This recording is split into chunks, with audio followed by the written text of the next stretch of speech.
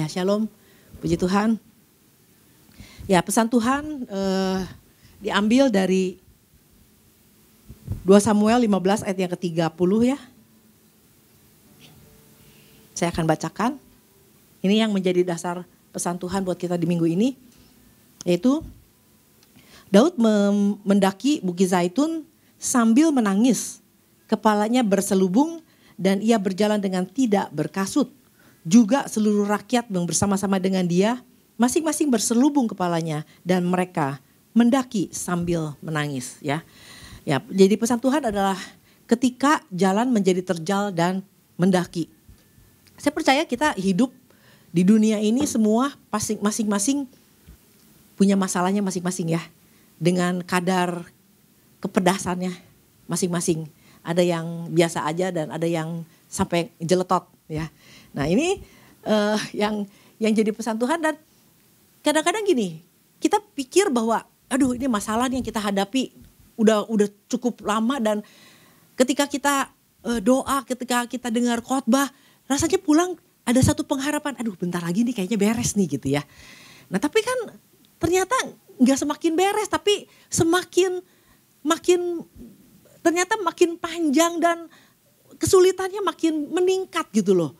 Ya, dan ini yang dikatakan firman Tuhan bahwa yang jadi pesan Tuhan adalah ketika jalan menjadi makin terjal, makin berdaki, makin berlobang-lobang, makin becek, makin sulit pokoknya ya. Ini persoalannya itu ternyata makin lama makin dalam.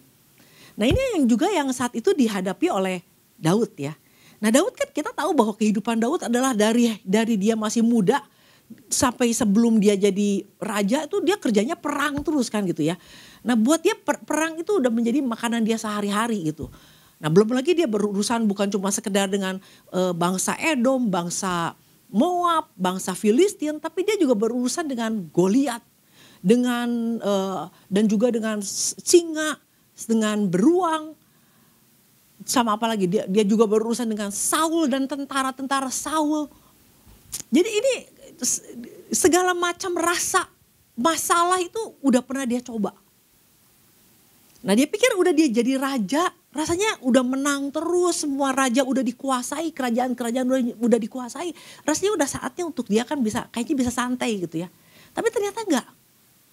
Dia harus berurusan dengan masalah dengan anak-anaknya. Dari anaknya yang satu memperkosa yang satu. Dari anaknya akhirnya saling dibunuh. Nah yang terakhir ini yang berurusan dengan Daud yang kita mau bahas, bahwa ternyata Daud harus berurusan dengan salah satu anak yang bernama Absalom yang mau mengkudeta kerajaannya. Nah jadi kalau dia berurusan dengan musuh ya yang dia paling yang dia kuras itu cuman tenaga. Apalagi yang dia kuras nih kalau waktu dia berurusan dengan musuh. Tenaga, waktu ya. Nah tapi kalau dia berurusan dengan anak ini, dia berurusan dengan bukan cuma segera tenaga dan waktu dan dia juga harus berurusan dengan emosi. Dengan perasaan dia. Nah ini buat Daud, musuh gampang. Tinggal dibunuh, tinggal dijarah. Tapi kalau berurusan dengan anak kan gak seperti itu, gak bisa main bunuh dan main jarah. Bahkan sampai dia di dalam pelariannya dia pesen sama 3 orang jenderalnya ya yang masih setia sama dia. Waktu mau berhadapan dengan Absalom, dia cuma pesan gini, tolong Absalom jangan diapa-apain, jangan sampai dibunuh. Dia saking sayangnya sama anak. Nah itu dia, makanya saking sayangnya waktu Absalom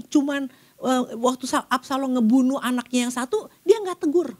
Nah ini jadi juga pelajaran buat kita nih, buat orang tua.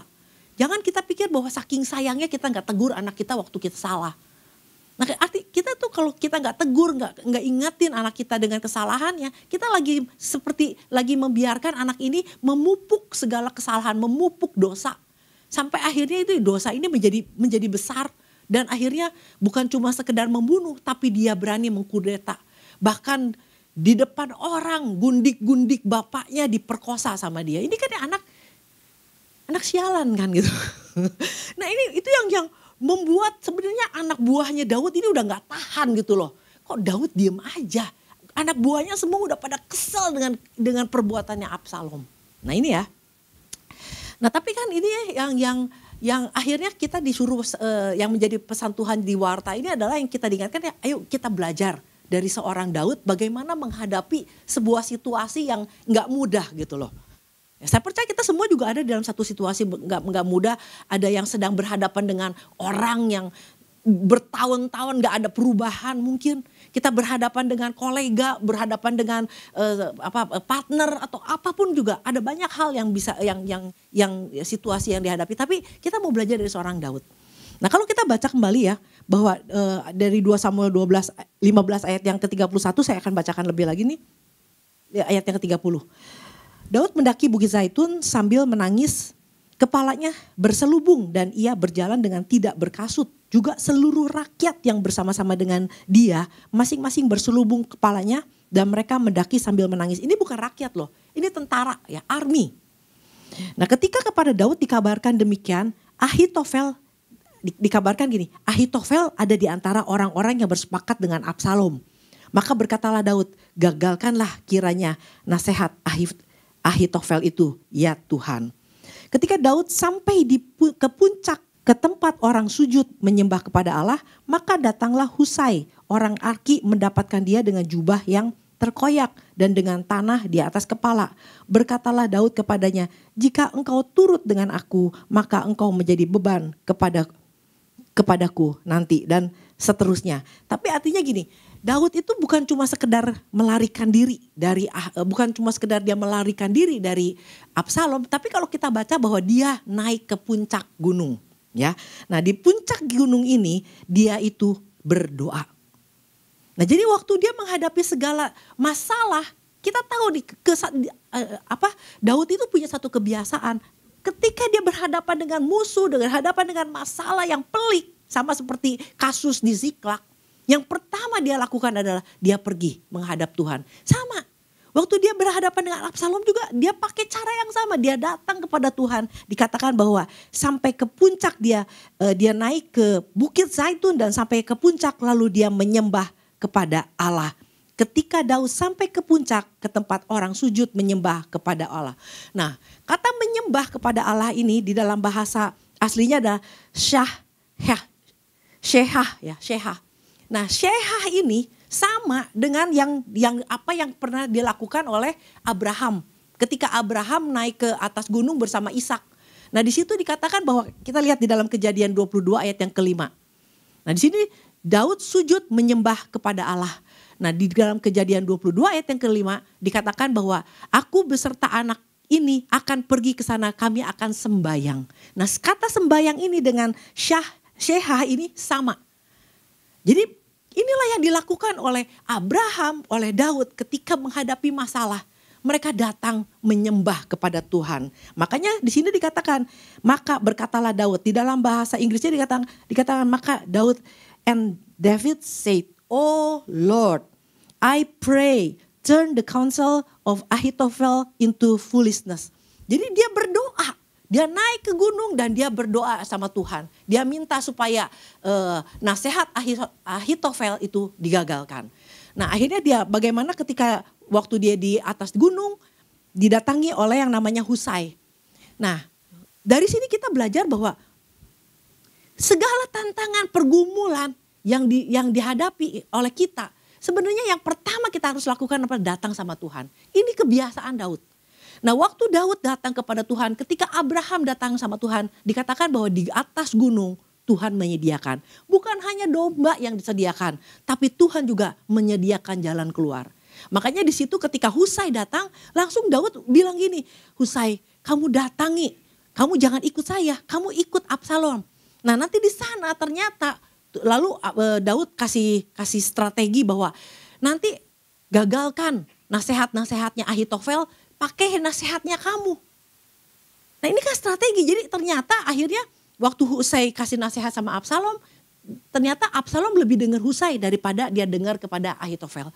Maka itu ada satu kegagalan yang terjadi. Nah, makanya datang sama Tuhan itu kalau kita pikir bahwa datang sama Tuhan sia-sia. Enggak. Orang-orang hebat ini yang akhirnya mengalami kemenangan adalah orang-orang yang suka datang sama Tuhan. Nah, pertanyaannya gini, waktu kita ada masalah, begitu terjepit dengan masalah, kita bukan lari sama Tuhan, kita lari sama orang yang kita anggap bisa menyelesaikan masalah. Kita datangi pendeta, kita datangi gembala, kita datangi teman kita. Supaya apa? Supaya kita bisa mencurahkan isi hati. Nah, orang yang kita datangi adalah orang kita anggap bisa menyelesaikan masalah. Orang yang kita datangi, orang yang kita curhatin, orang yang kita anggap bahwa orang ini bisa kasih solusi, bisa dengerin masalah kita. Nah, padahal kalau Daud merasa bahwa kalau dia punya masalah, dia datangi orang yang pribadi yang paling dekat dengan dia. Pribadi yang bisa menyelesaikan masalah dia. Pribadi yang bisa kasih solusi sama dia. Bukan sama manusia. Dia datang sama Tuhan. Nah, jadi dari situ kita tahu bahwa ternyata Daud itu hubungannya sama Tuhan luar biasa ya. Dia datang sama orang pribadi yang paling dekat sama dia. Pribadi yang sangat dia percaya. Nah, itulah bedanya sama banyak orang-orang percaya datang sama teman, datang sama manusia. Artinya apa? Yang dekat manusia, dia gak dekat sama Tuhan. Nah, jadi dari sini sebenarnya Tuhan lagi ingatkan kita kalau disuruh belajar bagaimana menghadapi ketika kita menghadapi jalan yang sulit, ya satu-satunya kalau kita suruh belajar dari Daud, datang sama Tuhan. Nah, disitulah Tuhan kasih solusi. Nah, sebenarnya gini ya, waktu kita mau datang sama Tuhan, bukan cuma sekedar Tuhan supaya saya mengalami kemenangan. Kita datang sama Tuhan tuh artinya gini, waktu kita menghadapi masalah ya, sebenarnya ada begitu sebelum masalah itu selesai kan kita dari hari ke hari kan kita menghadapi yang namanya kesulitan. Ada penderitaan, ada tekanan. Bener gak? Ngadepin masalah itu gak gampang loh. Pasti kita tertekan, ada masalah, ada penderitaan yang harus dialami oleh orang-orang yang lagi ngalami masalah. Nah, oleh karena itu yang dilakukan oleh Daud. Daud juga tahu ini membuat dia stres, dia juga bisa stres, dia juga bisa pusing, apalagi ini urusannya sama anaknya dia yang namanya Absalom. Makanya dia datang sama Tuhan. Nah, makanya ini ada yang namanya Mazmur Daud yang ditulis sama dia waktu dia menghadapi Absalom, yaitu di Mazmur 3. Nah, kita lihat, kita belajar dari Mazmur 3 juga. Nah, di Mazmur 3 ini nyanyian pagi dalam menghadapi musuh ya. Mazmur Daud ketika ia lari dari Absalom anaknya. Artinya waktu dia dalam perlarian dia tetap datang sama Tuhan. Ya, ayat yang kedua dikatakan gini. Ya Tuhan, betapa banyaknya lawanku, banyak orang yang bangkit menyerang aku. Jadi dia datang sama Tuhan dan apakah Tuhan gak tahu dia lagi menghadapi masalah? Tahu. Tapi dia tetap datang dan dia tetap ngomong sama Tuhan. Tuhan, ini masalahnya. Dia ngomong sama Tuhan tentang masalah yang sedang dia hadapi. Nah, kadang-kadang gini, nah itu penderitaan yang kita hadapi waktu ngadapi masalah ini ya, ini yang disinilah saat dimana banyak orang ngambil keputusan-keputusan yang salah. Ada masalah lagi besar, banyak kali orang datang sama gembala atau sama ketua departemen. Pak, kayaknya saya agak mau mengundurkan diri dari pelayanan. Kayaknya saya mau mengurangi hal-hal yang berurusan dengan pelayanan saya. Dan kadang-kadang dalam hati pun ada pikiran ya udahlah mulai sekarang doa mulai dikurangi. Baca Alkitab mulai dikurangi. Karena apa? Karena ada masalah. Karena merasa menderita dan ada masalah, jadi yang dikurangin bukan kurangin hal-hal yang berurusan dengan perkara dunia, tapi yang dikurangi urusan dengan rohani. Datang sama Tuhan dikurangin, ibadah mulai dikurangin, semua dikurangin. Nah, apa enggak lebih menderita? Nah, sedangkan Daud waktu dia menderita dia datang sama Tuhan. Nah, banyak orang percaya waktu menderita malah menjauh dari Tuhan. Nah, makanya banyak mengambil keputusan-keputusan yang salah. Nah, itu makanya iblis sangat suka dengan orang-orang yang akhirnya dikit-dikit mundur dari Tuhan. Nah, disitulah awalnya sebenarnya penderitaan lebih parah lagi. Beda sama Daud. Waktu Daud ngadepin masalah, dia datang sama Tuhan. Dan yang luar biasanya di ayat yang ke-6 ya, waktu dia menghadapi masalah. Nah, tadi kan dibilang kan betapa banyak lawanku ya. Tapi di ayat yang ke-6 dikatakan, aku membaringkan diri lalu tidur, aku bangun sebab Tuhan menopang aku. Ini waktu ada masalah, musuhnya lagi banyak, tapi dia bisa tenang. Kadang-kadang waktu kita berhadapan dengan orang terdekat yang gak mau berubah ya. Kita keki terus, kesel terus, stres terus. Yang kita kekihinnya malah lagi enak-enak tidur, lagi enak-enak makan, lagi main, lagi nonton TV, kita lagi keki. Nah makanya jangan sampai akhirnya kita lama-lama kita yang menderita, yang lagi bikin keki, lagi seneng-seneng. Oleh karena itu datang sama Tuhan, udah gak ada salahnya datang sama Tuhan. Nah, ayat yang ketiga nih, ya ayat yang selanjutnya. Banyak orang berkata tentang aku.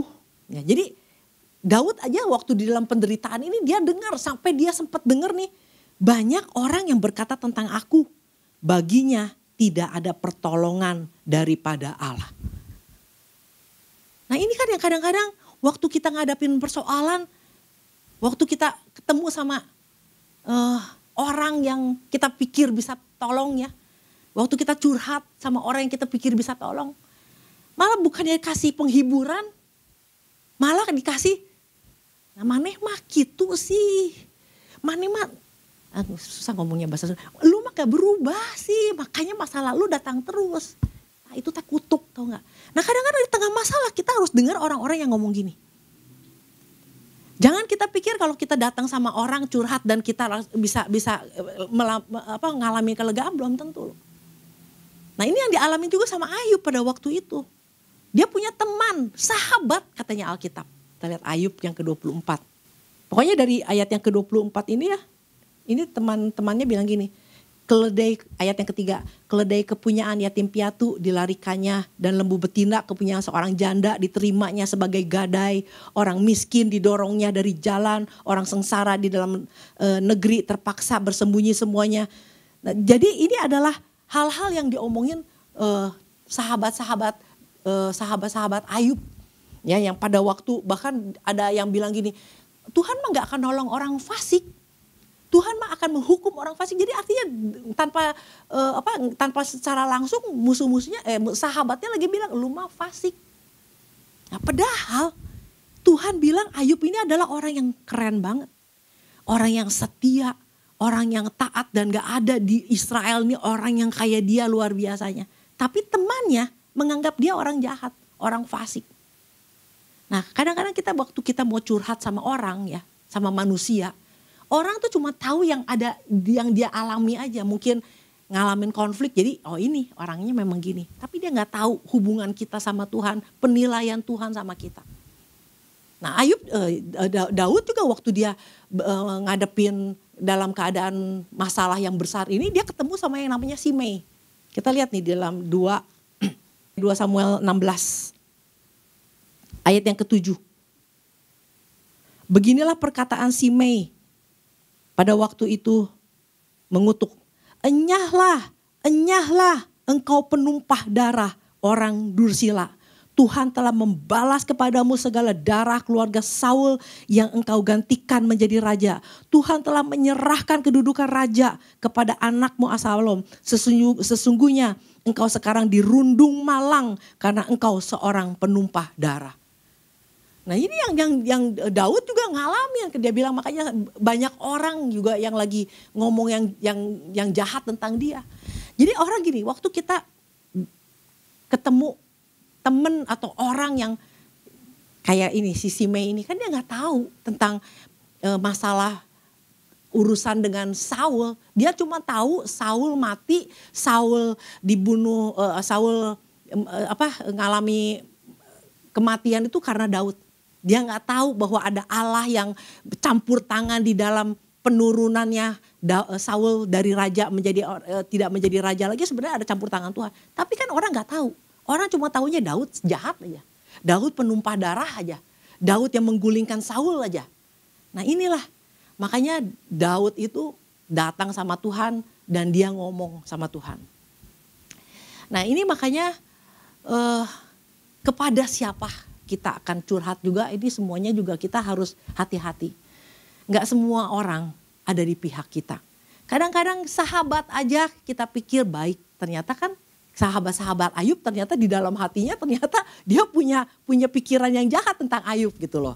Nah, waktu kita dalam sebuah kondisi, kita misalnya mengalami masalah, kita tahu bahwa masalah itu adalah cara Tuhan uji kita.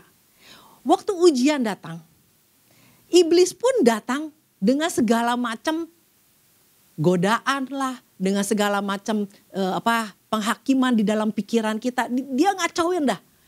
Nah, sekarang kan keputusannya ada di tangan kita. Responnya kita mau respon seperti apa? Kalau kita tahu bahwa hanya Tuhan yang bisa kasih jalan keluar, artinya apa?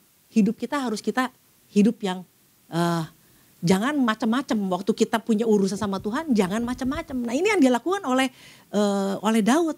Dia punya kebutuhan sama Tuhan. Dia tahu cuma Tuhan yang bisa jalan keluar. Makanya hidup dia mau hidup benar di hadapan Tuhan.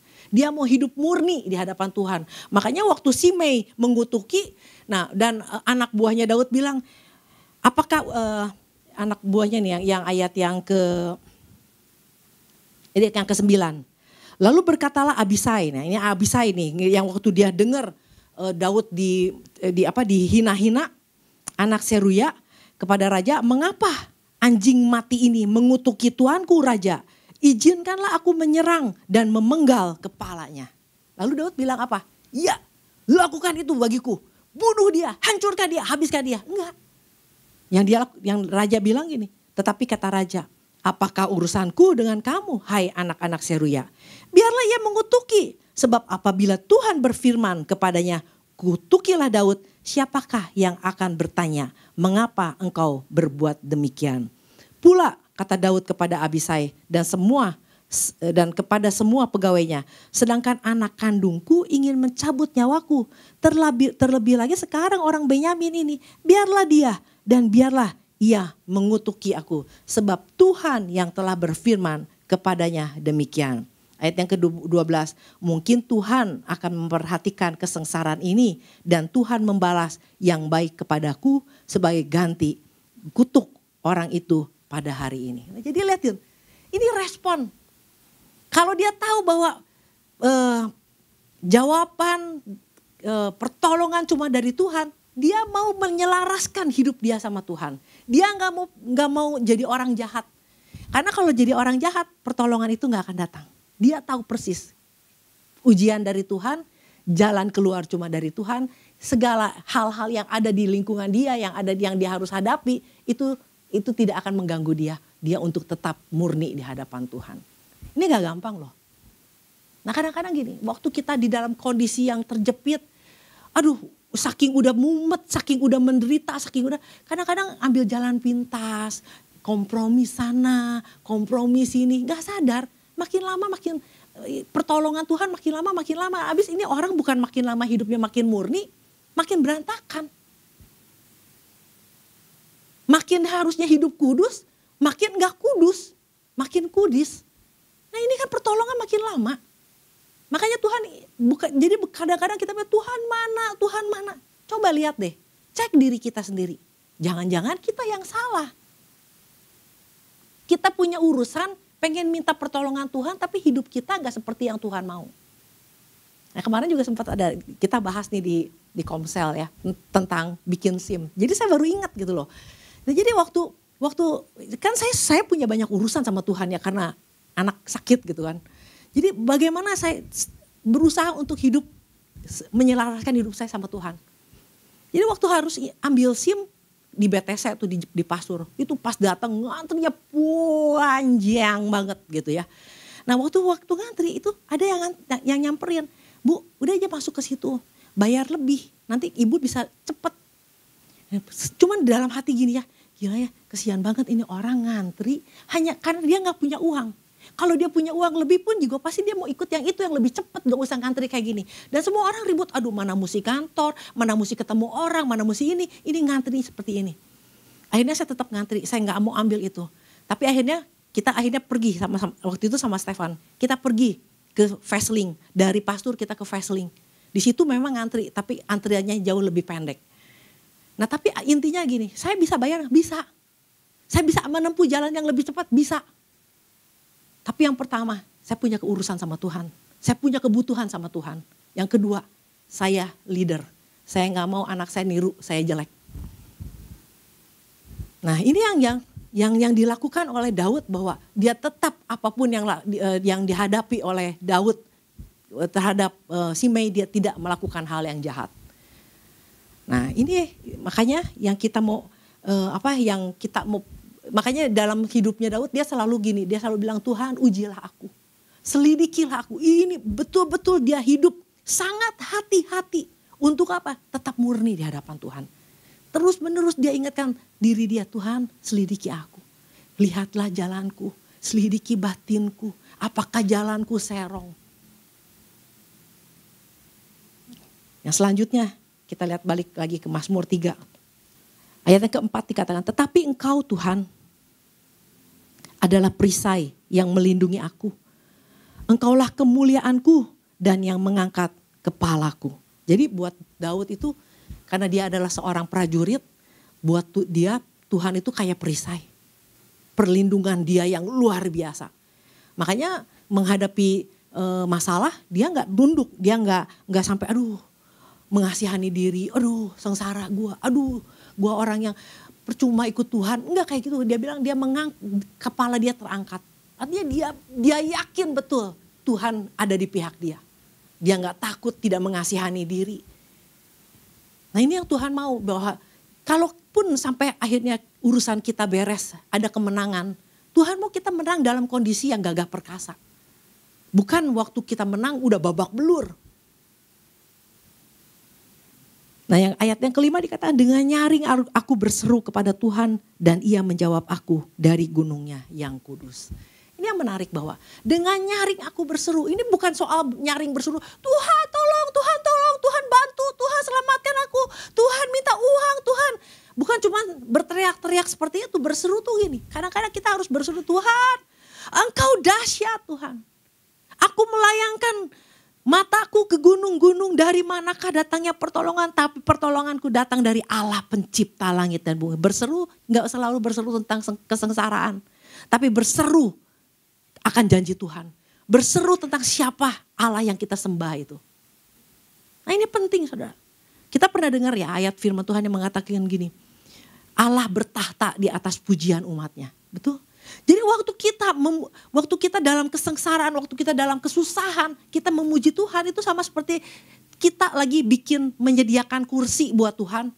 Dan Tuhan bertahta di atas pujian kita. Waktu kita ada dalam kesengsaraan, Tuhan ada hadir dalam hidup kita nggak sendirian. Tapi waktu kita bersungut-sungut, kalau kita ada masalah dan kita bersungut-sungut, kita lagi bikin kursi buat iblis duduk. Terus ngegerenyengin, terus bikin masalah. Pilihan ada di tangan kita. Mau bersungut-sungut atau mau memuji Tuhan. Dan saya paling suka dengan ayat yang ditulis di dalam Mazmur 69 ini. Di mana Daud menjadi pegangannya Daud. Mazmur 69 ayat yang ke-30. Tetapi aku ini tertindas dan kesakitan. Keselamatan daripadamu ya Allah, kiranya melindungi aku. Aku akan memuji nama Allah dengan nyanyian, mengagungkan Dia dengan nyanyian syukur. Pada pemandangan Allah itu lebih baik daripada sapi jantan. Jadi ayat yang ke-31 sampai 31 aja. Aku akan memuji-muji Tuhan dan mengagungkan Dia. Aku akan membesarkan nama Tuhan. Jadi waktu kita dalam kesulitan, ini yang seringkali orang, aduh mana bisa sih orang lagi dalam kesulitan suruh nyanyi, suruh memuji menyembah, mana mungkin. Tapi ini yang Tuhan mau. Tapi ini yang dilakukan oleh Daud. Makanya kenapa waktu ngadepin Absalom dia bisa tidur. Musuh banyak, orang ngomongin dia, tapi dia bisa tidur. Bukan akhirnya waktu dalam keadaan masalah kita jadi ikut-ikutan sengsara. Dan itu yang Tuhan gak mau. Karena waktu kita sengsara, waktu kita susah, waktu kita depresi, kita akan mengambil keputusan-keputusan bodoh. Makin lama makin terpuruk. Nah, jadi memuji Tuhan. Nah, harus menjadi sebuah kebiasaan kita memuji Tuhan, bukan cuma Tuhan tolong, bukan cuma sekedar itu, tapi aku punya Allah yang dahsyat. Masalah aku besar, tantangan aku hebat, tapi aku punya Tuhan yang jauh lebih hebat. Nah, waktu kita membesarkan Tuhan, ini iman kita bangkit loh. Kita merasakan Allah betul-betul hadir di dalam hidup kita. Bagaimana Tuhan malah pikiran jernih, kita bisa bikin bisa berpikir baik, bisa mengambil keputusan-keputusan yang tepat. Jangan kita pikir pujian penyembahan itu hal yang biasa loh. Ini penting buat setiap orang percaya, makanya kenapa diajarin. Tetapi orang seringkali lebih memilih doa aja, Tuhan tolong aku gak bisa bayar uang sekolah. Kenapa gak pernah bilang, Tuhan aku punya Allah yang luar biasa yang menyediakan. Allahku Jehovah Jireh. Itu membuat kita lebih kuat. Nah itu yang namanya menghadapi masalah, orang yang dewasa rohani menghadapi masalah. Bukan orang yang cuma bisa nangis, tapi orang yang tahu memuji Tuhan. Nah ini yang dikatakan kembali lagi ke Mazmur 3. Jadi waktu dikatakan aku membaringkan, ayat yang ke-6, aku membaringkan diri lalu tidur, aku bangun sebab Tuhan menopang aku. Ini bukan cuma perkataan loh, kadang-kadang orang cuma memperkatakan ya. Tapi ini bukan didapat dengan biasa-biasa aja, tapi ini ada satu hal yang dilakukan oleh Daud ya. Sama seperti ini juga yang dilakukan oleh Paulus. Saudara, waktu saya ada di dalam sebuah tekanan juga ya, itu tidur tuh gak bisa tidur bener. Ntar bangun, ntar tidur, mau usaha tidur gak bisa, nanti bangun lagi, tiba-tiba pagi. Jadi artinya gak tidur. Nah kan kita gak mau ngadepin yang seperti itu. Persoalan gak selesai, kita sakit. Nah apa yang dilakukan oleh Paulus, yaitu di dalam Filipi 4 ayat yang ke-6. Nah ini harusnya juga, yang dilakukan oleh Daud. Paulus juga bukan yang gak ada masalah loh. Janganlah hendaknya kamu khawatir tentang apapun juga. Tetapi nyatakanlah dalam segala hal keinginanmu kepada Allah. Dalam doa dan permohonan dengan ucapan syukur. Ayat yang ke-7 katakan apa? Damai sejahtera Allah yang melampaui segala akal akan memelihara hati dan pikiranmu dalam Kristus Yesus. Ini dua orang loh. Dua orang hebat ini punya pengalaman bersama Tuhan. Waktu mereka mencurahkan kekhawatiran mereka datang sama Tuhan. Mereka dapat damai sejahtera dari Tuhan. Nah kenapa kita gak contoh aja? Kita belajar untuk contoh ini. Bahwa masalah yang dihadapi Daud, masalah yang dihadapi Paulus gak ringan. Tapi mereka bisa punya damai sejahtera. Jadi kadang-kadang untuk waktu orang tertekan ini, gue pergilah pelarian ke sana, main hahaha hihi ke sana ke sini, pulang tetap masalahnya ada, tetap nggak bisa tidur pulangnya. Cuma sementara, tapi damai sejahtera yang dari Allah melampaui segala akal. Mungkin pikiran kita lagi jenuh, lagi pusing, tapi ini melampaui segala pikiran kita. Bahkan akan memelihara hati dan pikiranmu dalam Kristus Yesus. Nah, dari kisah Daud, apa yang terjadi ketika Absalom ada di dalam hutan, sampai akhirnya dia naik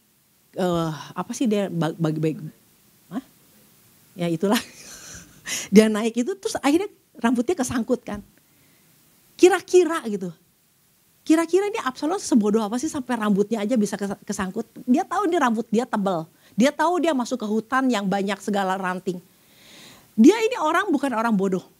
Orang yang punya perhitungan untuk dia balas dendam sama Amnon. Dia gak balas dendam, adiknya diperkosa, hari ini gue datangi, gue bunuh. Enggak, dia tunggu 2 tahun.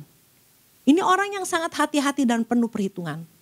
Apakah mungkin seorang Absalom bisa masuk ke dalam hutan dan akhirnya rambutnya kesangkut tanpa perhitungan? Kalau bukan Tuhan. Kita nggak tahu bentuk pertolongan Tuhan seperti apa. Daud nggak usah turun tangan. Daud nggak pengen Absalom mati. Tapi Tuhan punya rencana yang lain.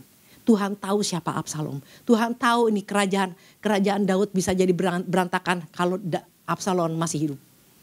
Nggak tahu gimana caranya, apa yang terjadi di dalam hutan. Tapi kalau Tuhan yang berperang buat kita, nggak ada yang bisa lawan dia. Amin. Nah, oleh karena itu, ini bagian kita. Kita belajar dari seorang Daud, tantangan dia nggak gampang. Masalah yang dihadapi dia nggak gampang. Tapi yang pertama dia lakukan, dia naik ke gunung Tuhan. Dia punya strategi. Dia datang sama Tuhan. Dia dapat damai sejahtera dari Tuhan yang tidak dapat diberikan oleh dunia. Oleh karena itu kita belajar bersama untuk firman Tuhan ini. Dalam nama Yesus.